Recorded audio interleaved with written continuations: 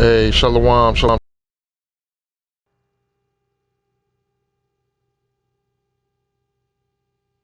Hashem Chakwadash, giving double honors to the elders and apostles at Great Millstone who taught me this truth. Peace and salutations to the hopeful elect. Peace and salutations to the Akim, the brethren out there on the highways and byways pushing this truth in 100% sincerity. And peace and salutations to the few and sincere sisters who believe in this gospel. So I want to entitle this lesson, Prophecy is the most profitable DNA test. Or prophecy is the, damn, it was another word I had in my mind before I came up with this topic.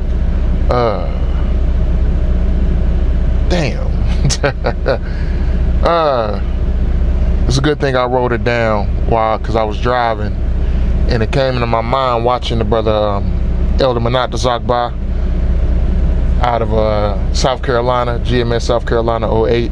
I was watching this video that he did about Rich Tidwell, saying that the Europeans are the true Israelites of the Bible, right? And he came up with this whole haplogroup and this old DNA stuff and all of this stuff and all that stuff, right? It just didn't really make sense, right?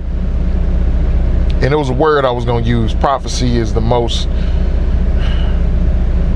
I came up with profitable at the time that I thought it is, but I thought of another thing to say. Maybe when I put this title and I upload this video, it'll be, I have what I originally wanted to put, or the other title that I wanted to put. But prophecy is the only DNA test that we need, right? Prophecy is the only DNA test that we need. Why? Because prophecy is the only thing that's going to tell us scripturally who the biblical Israelites are, right? See, everybody, when they want to come against us and what we preach and our doctrine, everybody always says, well, do you got proof? Do you got DNA tests? Do you got genealogy and all this other stuff dating back to tell you that you're the Israelites, right? But that's not according to prophecy. It's not according to prophecy that the Israelites in the last days will be able to have a DNA test or have their genealogical records to be able to tell that they are Israelites, right? That's not a part of prophecy. The scriptures say that you will lose your heritage, right? Let's go to that. Jeremiah 17:4. It says, and thou, even thyself, shalt discontinue from thine heritage that I gave thee, and I will cause thee to serve thine enemies in the land which thou knowest not. For ye have kindled a fire in mine anger, which shall burn forever, right? Now he says through DNA that he believes that the Europeans, right, the Slavics, I can't even remember all of the names that he said, but basically, man, those people up in Europe, so-called white people, Edomites, who we know are the true Edomites, he says that they are the true biblical Israelites of the Bible based on his genealogical studies and DNA tests and all this other bullshit that he went through to try and disprove that we are not the Israelites, because that's really what he's trying to do. He's really just trying to disprove that so-called blacks, Hispanics, and Native Americans are not the Israelites, right? He calls us black Hebrew Israelites, right? Which is an FBI term, but he calls us black Hebrew Israelites, right? And he tries to disprove us and us saying that we're not the Israelites, right? But here's the thing.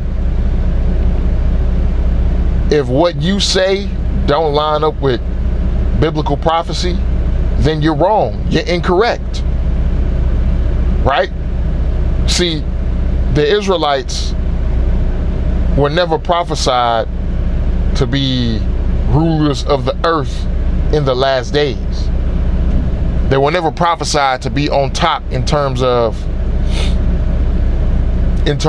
economics, rulers of nations, and things like that, which we see these so-called white people, these Edomites or these Europeans, that's what they are. They're the rulers of the earth, right? Now, who are the only people in the world who you can ask and they will tell you a name that is solely given to them by another nation of people? So-called blacks, Hispanics, and Native Americans, right? Now, you may say, well, if so-called white people are the Edomites, why do they call themselves German and English and French and all of this stuff, right? Please sign in to your vehicle before driving. They're their own people, they're elite, right? They did that. Or even calling themselves white people, right? They did that, one, to cause confusion and division, right? But they gave themselves that name. They gave themselves those names. You know? It wasn't anybody else who gave them those names. And who gave us black, Hispanic, Native American, Indians? Who gave us that? They did. Right? That's the difference between us and them. They tried to hide their heritage. They tried to hide their own heritage. They tried to hide their own biblical identity, because then that way you can't, it will be harder for you to understand biblical prophecy, right? They want to hide the fact that they're the true Edomites of the Bible, because they want you to believe that they're this great holy people. Whereas on the other hand, they call us black, Hispanic, Indians, which means savage. Black means void of light, right? They want us to call us these identities when they stole our identity and they took our identity from us, right? And we have completely forgotten who we are. For years and years and years, we've completely forgotten. We've been completely discontinued from our heritage, to where we have never known that we're the true Hebrew, the true biblical Israelites that the Bible speaks of, until now, until the Spirit was given unto the prophets, right? The men of the Lord out there on the highways and byways pushing this truth. The Spirit was given unto them, right? Mainly through our elders and apostles at Great Millstone on down, right? And their elders before them. Until it was given them, that's when people really started to come back to the knowledge that so-called blacks, Hispanics, and Native Americans are the biblical Israelites of the Bible, right? When we go to Deuteronomy chapter 28, right? See, they like to see that we base our whole doctrine on Deuteronomy 28. Well, they really like to say that we base our whole doctrine on Deuteronomy 28 and 68, right? But when we look at the scriptures, and when we look at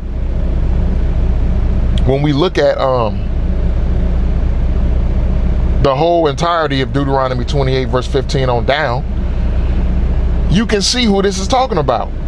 You can see who this happened to. Because what? Deuteronomy 28 verse 45, it says, moreover, all these curses moreover, all these curses shall come upon thee, and shall pursue thee, and overtake thee, till thou be destroyed, because thou hearkenest not unto the voice of the Lord thy power, to keep his commandments and his statutes which he commanded thee. And they shall be upon thee for a sign and for a wonder, and upon thy seed forever. The curses are how you identify who the true biblical Israelites are. See, these curses, these curses are prophecies. They're prophetic. They're prophetic because we went off and these curses fell upon us. Deuteronomy 28 verse 48.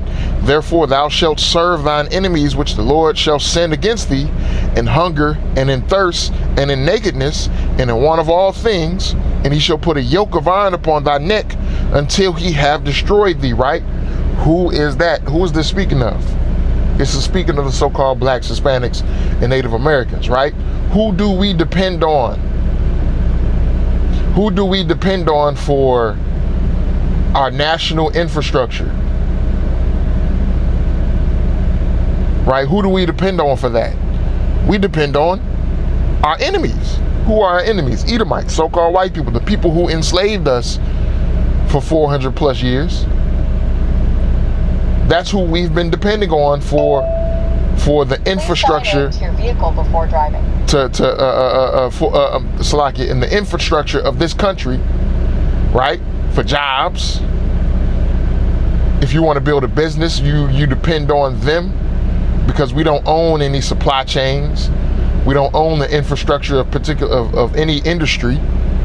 So we depend on them even if we want to start a business. Right? Food, clothing, right? We don't manufacture food in mass numbers. We don't own any food supply chains. Right? We don't own any we don't own any major or run or control any major industry to where we're able to be independent from them. Right? That's just not the case. We've always had to depend on them for various different things. Right? And it says, and he shall put a yoke of iron upon thy neck. Who had yokes of iron upon their necks? So-called blacks, right? And even the Native Americans. You have photos of Native Americans having yokes of iron upon their necks.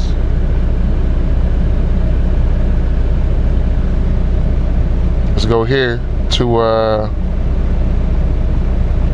Isaiah chapter 42 and verse 22. It says, but this is a people robbed and spoiled. What is robbed and spoiled? Meaning that you've taken everything from us. You've taken everything from us. Even when we have tried to and attempted to build self-sufficient communities, what have they done? They found a way to destroy them. They found a way to rob us of our wealth, rob us of our inventions, right? And with the so-called patent. Right? Jake even had oil, I guess what you call them, oil tycoons, right? In the early 1900s and late 1800s, Jake even had oil tycoons, right? What happened to them? They were killed and their wealth was taken, right? Then it reads, they are all of them snared in holes, and they are hid in prison houses. They are for a prey, and none delivereth, for a spoil, and none saith restore. Right? So who was the number one? Who was the number one people incarcerated in Babylon, which Babylon has the most prisoners in the world, right? So-called blacks. Then the next is the Hispanics, right? 13% of the population makes up most of the prison population, right? 13% of the national population makes up majority of the prison population. This is prophecy. This is an identifier of who the Israelites are. Right? It says they are for a prey and none delivereth, for a spoil and none saith restore. Who do people mainly come to prey on when they want to come up with scams and schemes, when they want to extract money? Who do people mainly come on? Even our own people. They come to the so-called black community. You got a lot of dudes who call themselves gurus and are really scammers, but they come to the so-called black community to scheme. And no one is saying restore these people to who they are. Revelation chapter 11, right? It says their dead bodies shall lay in the street, and none that seeth them bury them. Roughly paraphrasing. Let's go to that. It says, and their dead bodies shall lay in the street. This is Revelation 11:8. And their dead bodies shall lie in the street of that great city, which spiritually is called Sodom and Egypt, where also our Lord was crucified. Vehicle before driving. Right? It says, and they of the people and kindreds and tongues and nations shall see their dead bodies 3 days and a half, and shall not suffer their dead bodies to be put in graves. What does that mean? Meaning, all of these nations, they know who we truly are, but they said to themselves, well, instead of giving them the knowledge and explaining to them that, hey, you know, y'all are the Israelites, right? They said, well, you know what? They're at their lowest state. Let's take advantage of them. Let's set up our businesses in their neighborhoods, sell to them things that we wouldn't even sell to our own people, do to them things that we wouldn't even do to our own people, right? And let's take advantage of the situation of us being on top of the greatest people on the planet, right? That's exactly what they said. And that's what it was saying in Isaiah 42:22. This is a people robbed and spoiled, right? For they are for a prey and they are for a spoil, and none saith restore. Nobody's saying let's restore these people to their rightful place on earth. Nobody's saying that. Matter of fact, everybody is saying the opposite. Everybody is trying to find ways, especially Esau, Edom, find ways to say that we're actually the scum of the earth, when this devil is actually the scum of the earth. Right? That's what everybody's doing right now. Nobody's saying restore. Nobody's saying these people need to be back in their rightful place. And that's the issue right there with Rich Tidwell's quote-unquote analysis, or what he deems to be the biblical Israelites. The people who he named as being the biblical Israelites are not going through just a few of many, right? Just a handful out of many scriptures that describe what the Israelites will be going through in the last days. So with that, man, Lord willing, this video lesson was edifying. Giving all praises to Yahweh, Bahashem, Yahweh Shah, Bahashem, Rahakwadash. And until next time, Shalom.